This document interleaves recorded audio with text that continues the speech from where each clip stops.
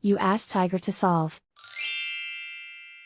This deals with linear equations with one unknown. The final result is x equals 2. Let's solve it step by step.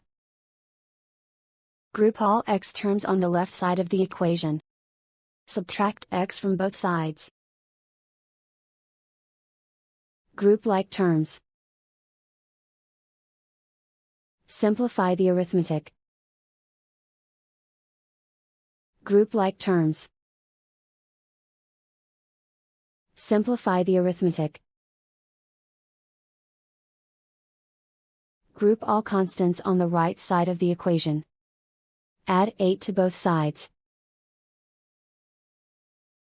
Simplify the arithmetic.